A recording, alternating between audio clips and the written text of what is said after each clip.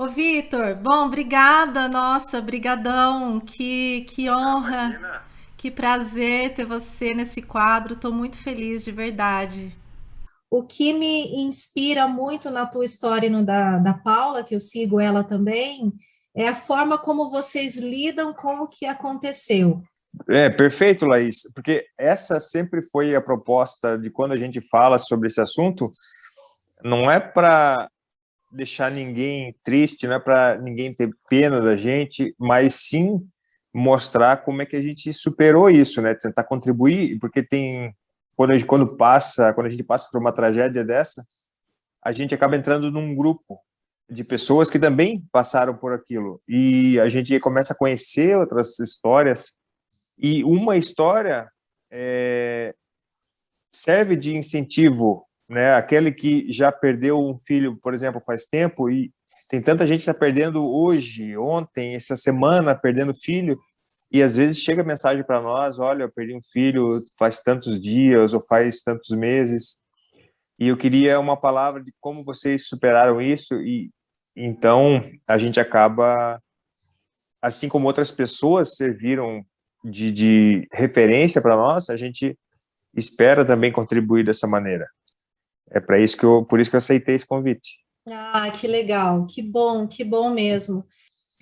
Eu não posso deixar, claro, as pessoas que vão ver, nem todas sabem o que aconteceu. Então, eu vou te deixar Uhum, muito à vontade para contar o que você quer contar, tá? uhum. Até onde você quer ir. E vou deixar a palavra contigo. Me conta o que aconteceu, Uhum. enfim, quero ouvir o teu relato. Tá. Bem, eu fui, né, por quase 20 anos atleta de luta, lutador profissional, e como todo atleta de alto rendimento, a gente busca ser o melhor, né, o melhor possível e buscar os melhores eventos, as melhores oportunidades. E no meio da minha carreira, eu fui para os Estados Unidos para tentar, porque hoje o MMA, a luta em si, é forte no Brasil, porque o UFC veio para cá, então fez o reality show, que a gente conheceu um monte de atletas. Eu também participei do reality show da edição número 3 do TUF. E esse reality show, ele revelou muitos atletas. Então, aqui eu dava muita aula, eu estava morando no Rio de Janeiro nessa época, eu dava muitas aulas, então não conseguia descansar direito, ou treinar, ou me alimentar. Então, eu não estava rendendo, mas eu sabia que tinha bastante potencial ainda para encarar. E aí eu recebi essa ligação dos Estados Unidos, me joguei para lá, só que eu fui sozinho. Na época era eu, minha esposa e o meu filho Igor, né? Tinha 3 anos, e a gente morava no Rio. E eu fui para lá e falei, olha, eu vou para o Rio de, eu vou para os Estados Unidos passar um mês, ver, sondar o território, se realmente valer a pena, vocês vão. Então Uhum. eu fui, foi assim muito bom. O primeiro mês foi a primeira vez na minha carreira que eu só comi, dormi, treinei. Tipo, é um sonho de qualquer atleta. Só que um mês depois essa equipe se desfez, o cara que me trouxe brigou com o dono da academia e foi um rolo. Só que eu fui para os Estados Unidos com uma mão na frente e outra atrás. Então, do Rio, eu fui para os Estados Unidos. O primeiro mês foi maravilhoso e o segundo já não tinha mais nem onde treinar. Nem Nossa, onde morar, nem nada, porque os nossa. caras se desfizeram, a equipe, o patrocínio saiu fora.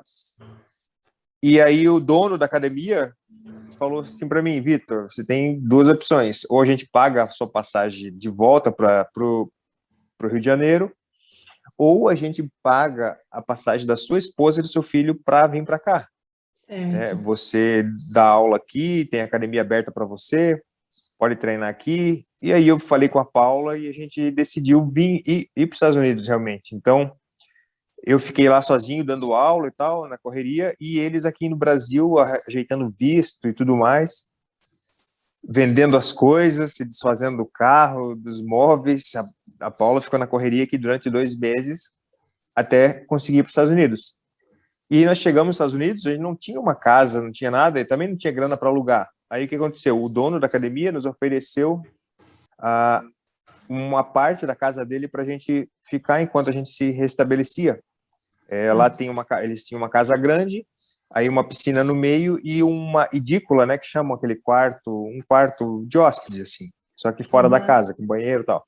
Então a gente passou ali uns 3 meses ali, eu dando aula, treinando, a Paula trabalhando no blog dela de maquiagem, e a gente foi vivendo, e quando estava prestes, 3 meses depois, quando a gente estava prestes já conseguir o visto de trabalho, colocar o Igor na escolinha, já estava tudo se encaminhando,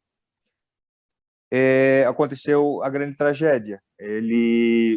Um dia, eu lembro como hoje, infelizmente, e era uma segunda-feira, de dia 20 de junho de 2011, eu fui sair para treinar, era 4 horas da tarde, e a Paula ficou em casa, na casa grande, fazendo comida. E o Igor estava lá com ela, só que ele estava comendo um biscoito, e o biscoito estava no nosso quarto. Só que ele passou durante aqueles 3 meses que a gente morava lá, ele passava por ali milhões de vezes, sem problema nenhum.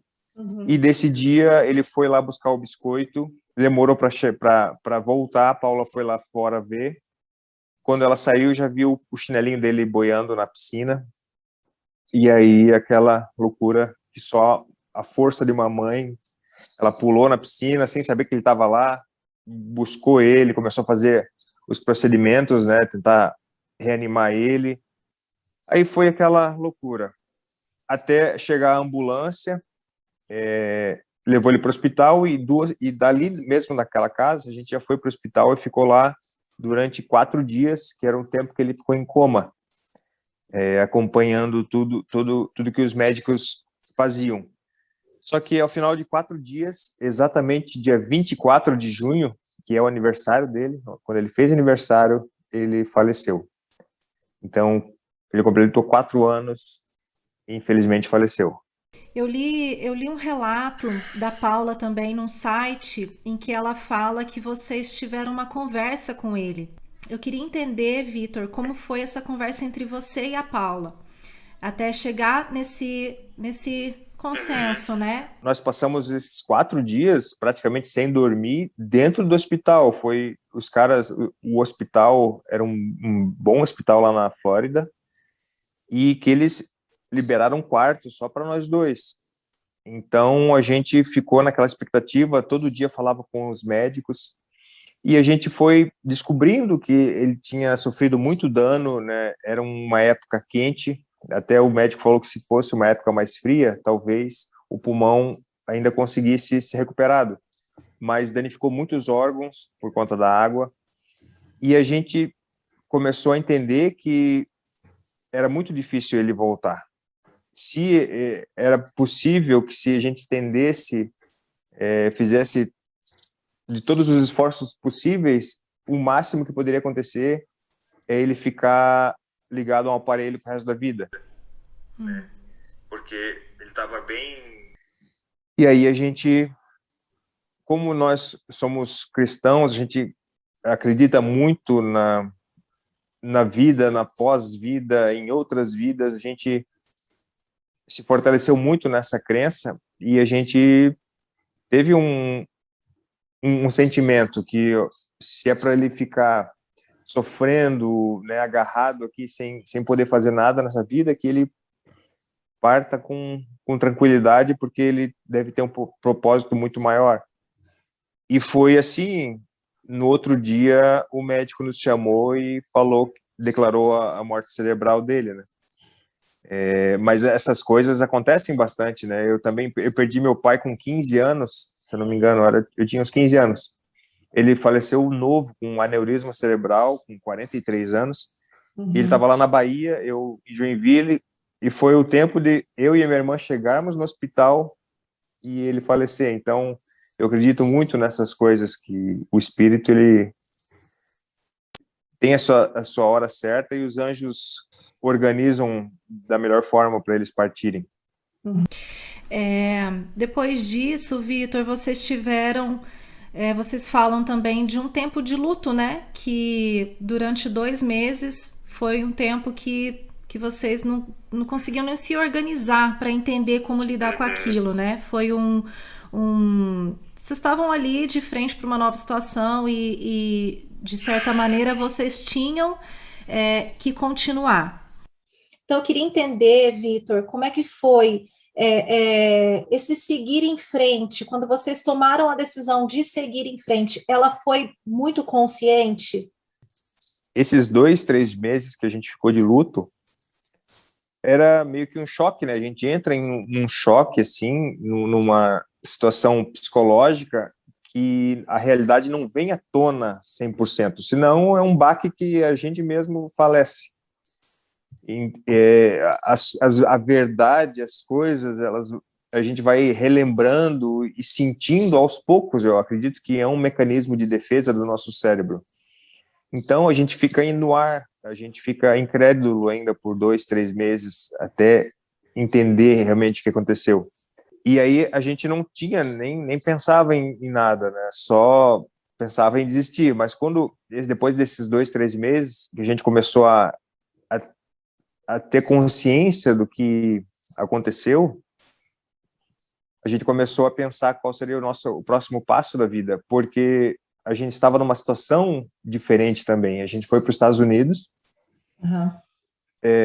A gente estava de favor de uma casa, depois, claro que a gente não podia mais voltar para essa casa depois que aconteceu, então um amigo meu que a gente treinava junto, ele me hospedou na casa dele por esse tempo de luto, e só que eu não tinha casa, não tinha dinheiro, não tinha nada. Então o que nós vamos fazer da vida agora? Vamos voltar para o Brasil e recomeçar sem nosso filho? Vamos ficar aqui nos Estados Unidos e honrar a memória dele e treinar e trabalhar e ter sucesso em prol, pela memória do nosso filho? Porque na verdade a gente sempre faz as coisas pelos filhos, né?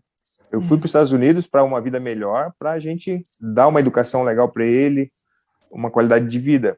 E aí a gente pensou, nós vamos fazer isso. Se a gente voltar para o Brasil, talvez tudo seja em vão. Todo o esforço que a gente teve tenha sido em vão. Então a gente vai ficar aqui nos Estados Unidos, vai começar a trabalhar novamente e vai honrar. Até porque nós enterramos ele lá, né? Mas aí, para a história ficar um pouco mais complicada, eu voltei a treinar.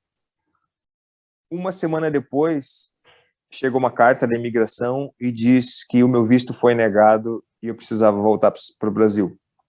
E aí foi mais um baque muito grande, porque nosso filho estava enterrado lá, e agora a gente tem que voltar para o Brasil sem ele. E foi o que aconteceu, porque o nosso advogado até sugeriu, olha, volta para o Brasil, eu vou agilizando os papéis aqui, quando tiver tudo certo, vocês voltam para cá. E foi com essa ideia que nós voltamos para o Brasil. Mas quando eu voltei para o Brasil, vários outros eventos aconteceram, outras coisas aconteceram que nos manteve aqui.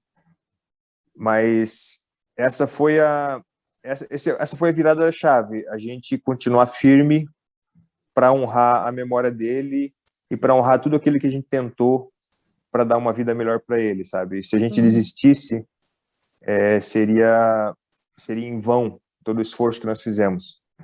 De que forma tudo isso começou a impactar no teu trabalho, né? Como é que você foi se transformando a partir dessa experiência, né? Quem era o Vitor depois desse acontecimento?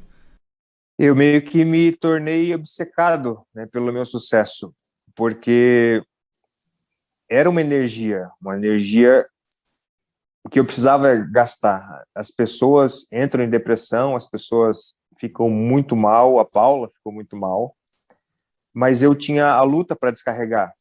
Quando eu voltei para o Brasil, do primeiro dia, quando eu cheguei, eu comecei a treinar de novo. Eu não sabia para que eu ia treinar, o porquê, se ia dar certo, se eu ia chegar em algum lugar, mas eu tinha que ir para a academia gastar aquela energia. Então eu passava o dia na academia e depois, devagarzinho, as coisas foram evoluindo, mas o meu remédio foi a luta, foi ser atleta naquele momento. Na minha cabeça, eu ia fazer o meu máximo para cada vitória honrar a memória do meu filho. E você comentou, né, que você acredita muito também na vida após a morte, enfim, na espiritualidade. Levando um pouquinho para esse lado, de que forma, né, você sentiu que a espiritualidade estava trabalhando junto com você e a tua família? Tem duas coisas, eu acho que é importante citar. Tudo isso, todas essas bênçãos que a gente recebeu para suportar esse fardo depois do que aconteceu, eu tenho certeza absoluta que tudo isso é fruto de uma atitude que eu e Paula tivemos perante a tudo que aconteceu.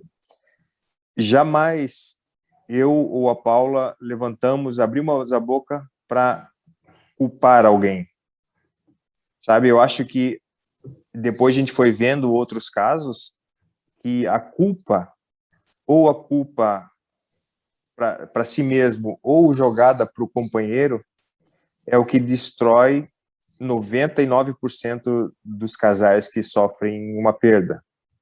E 99% dos casais se separam depois que perdem um filho. E isso eu tenho certeza que é por causa da culpa. Foi sua culpa que você foi para os Estados Unidos, tentar uma vida lá, ser atleta lá nos Estados Unidos, e isso não tinha acontecido se se a gente tivesse no Brasil.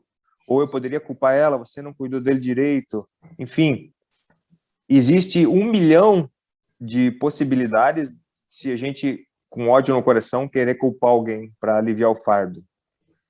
E a partir do momento que a gente não fez isso, que a gente se uniu ainda mais, aí é que veio a força para a gente superar, sabe? A gente se tornou forte, a gente se tornou blindado para todo. Claro, a Paula carrega uma culpa até hoje, mas é ela com ela, que ela sabe que não tinha o que fazer, né? Ela tenta se livrar disso, mas sempre vai ter, né, uma e se, e se, e se, isso sempre vai ter na nossa mente. E a segunda coisa é que, sabe aquele ditado que é clichê? Não, nem é tão clichê assim. Você não sabe a força que tem até que você precisa usá-la. É mais ou menos isso. E é realmente isso, né? Quando a gente passa por uma provação dessa, a gente não consegue imaginar quem está de fora. Mas quando a gente Uhum. passa pessoalmente, uma força nos ajuda a passar por isso, sabe? Claro, depende, né, da cabeça da pessoa, do coração dela. Por isso que eu digo essa questão de a gente, eu e Paula, nos unirmos em vez de nos culparmos.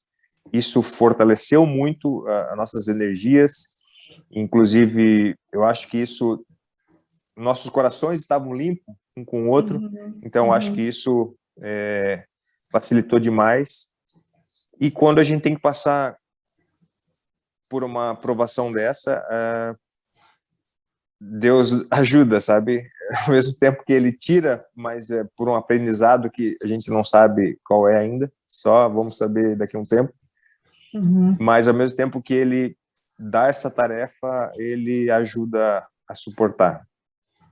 Em algum momento vocês tiveram algum tipo de revolta com a situação, a ponto de, a ponto de, assim, também entrar numa crise, né, com Deus, por que com a gente?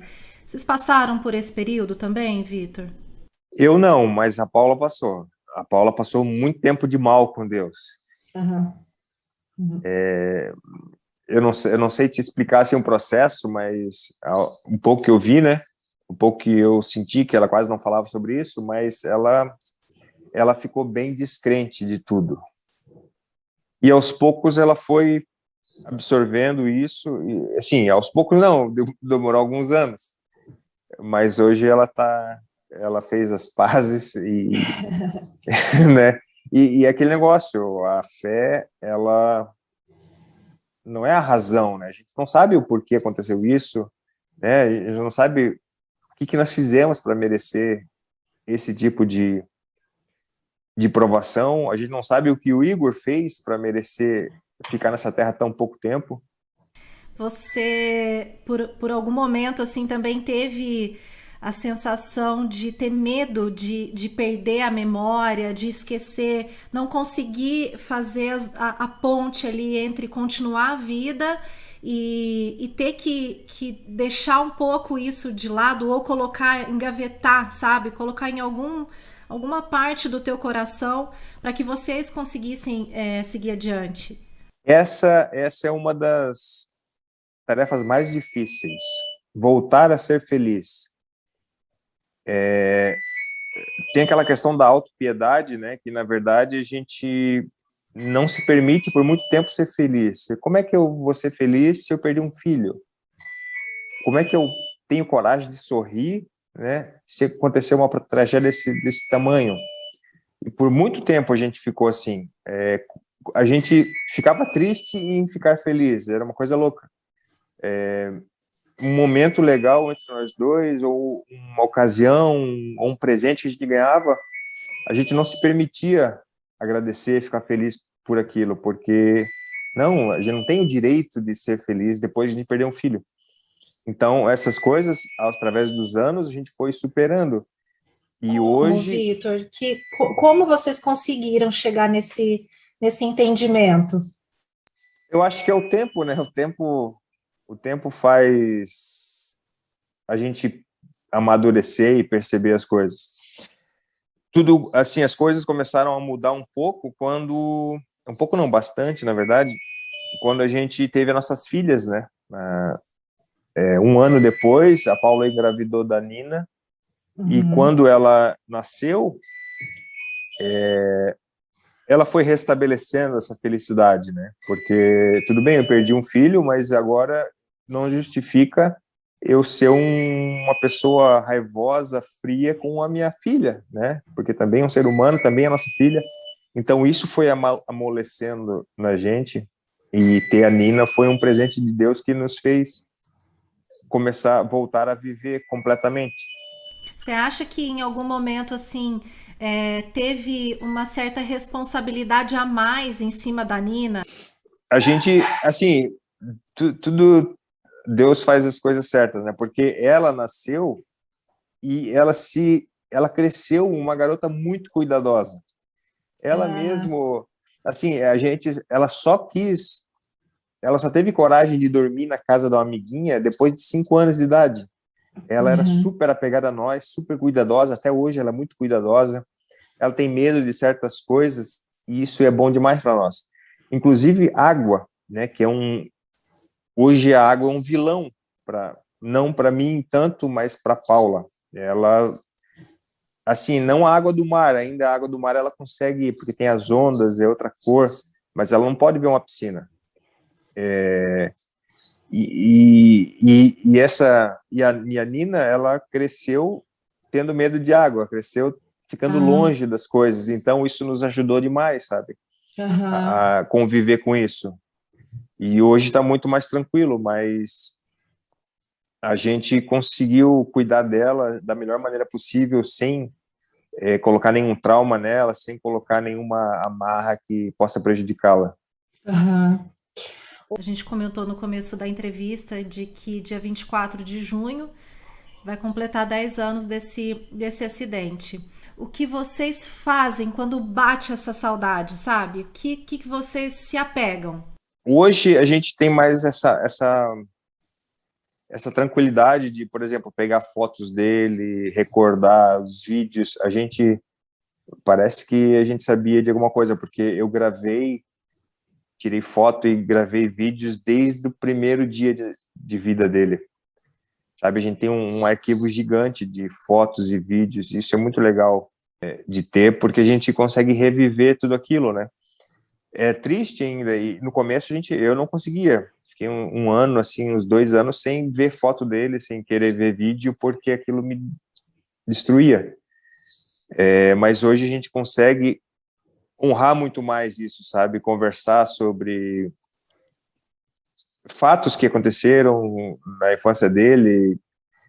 Tem bastante história com as avós e com a gente, então quando bate a saudade a gente fala dele, a gente vê fotos, a gente traz a memória dele para perto da gente novamente. Você consegue dizer se hoje se essa saudade ela fica mais branda ou se é um entendimento diferente que vocês têm. É mais um entendimento mesmo, é mais assim, a gente se conformar, né, com o que aconteceu, porque a saudade, ela é sempre gigante. É como se um filho fosse, vamos lá, morar em outro país que a gente não conseguisse mais ver ele. Ele ainda existe, ele é nosso filho ainda. A gente tem essa saudade, mas é mais uma conformação mesmo, mas o amor e a saudade, ela continua na mesma intensidade. Uhum. Como é que é assim no dia a dia de vocês? Vocês conversam, vocês têm um. Como é que é o entendimento de tudo, né? Assim, varia bastante da minha maneira de conviver com isso e a maneira da Paula, mas quando nós estamos juntos, é engraçado porque a gente vê o Igor em várias coisas, em vários lugares. Por exemplo, esses dias a gente estava na casa de um casal de amigos que eles têm um filho de 11 anos. Ele já, um filhinho já grande e tudo, então a gente fica sempre imaginando quando a gente vê crianças dessa idade, e foi assim todos os anos. Quando a gente via alguém com 5, quando a gente via um menino com 6, com 7, com 8, a gente visualizava como o Igor iria estar, e agora ele estaria com 14, então a gente vê uma piazadinha dessa idade, a gente fica imaginando ele, o que ele estaria fazendo, né? Como é que ele estaria na escola, se ele já teria namoradinha. Então a gente alimenta essa história, sabe? De como se ele tivesse vivo ainda. De que forma e quais os aprendizados, né, que tudo isso trouxe para você como pai? Que você hoje pode dizer, 10 anos depois, o que, que você pode dizer assim, dos mais valiosos aprendizados que você teve? Aproveitar nossos filhos, né? Aproveitar não só os filhos, mas as pessoas que a gente ama. Pai, mãe, irmão, irmã, amigos.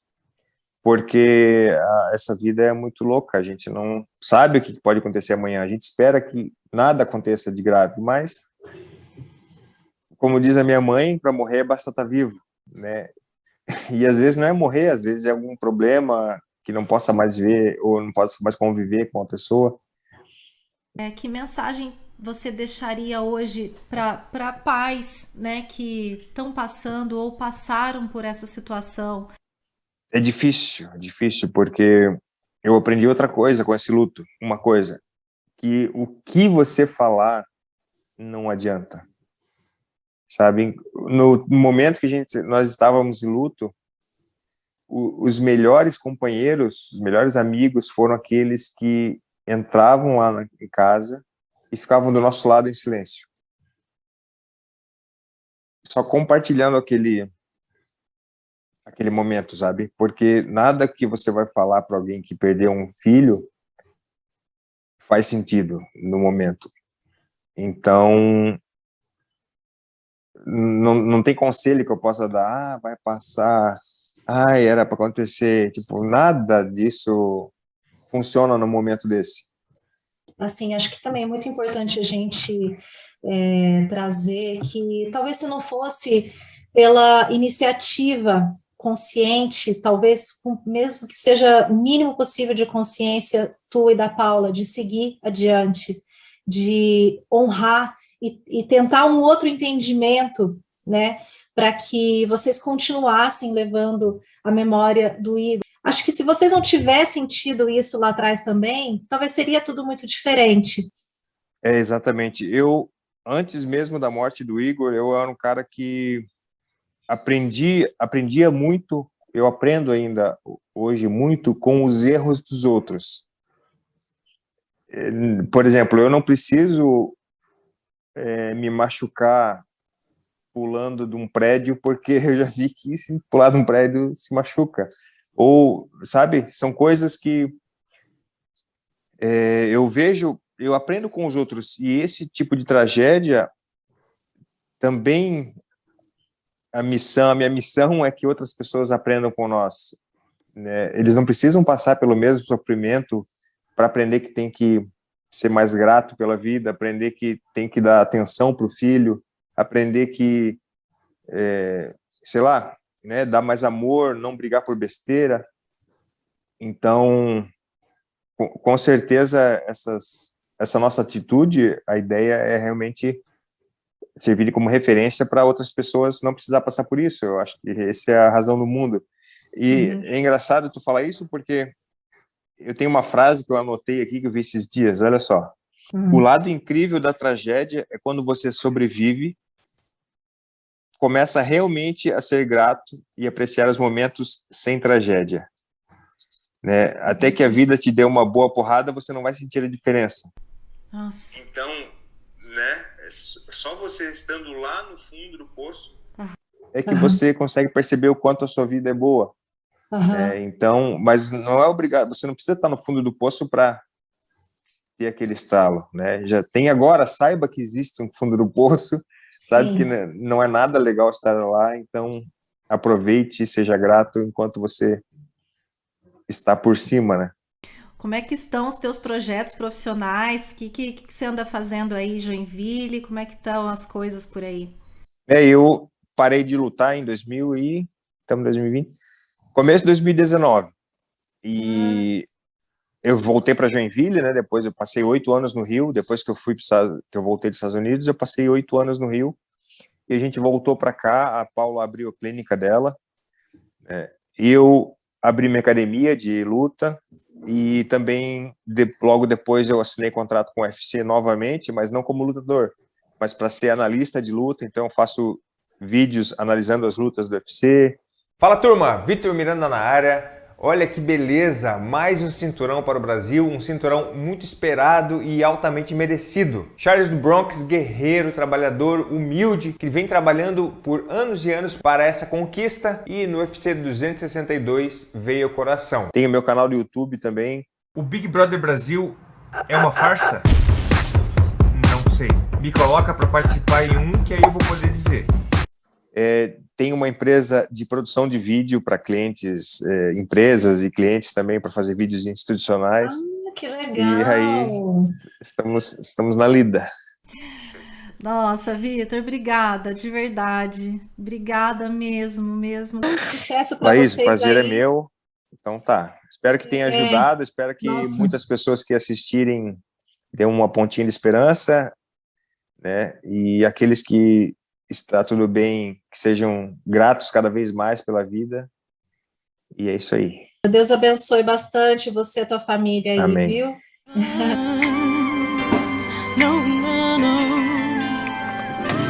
Esse cara...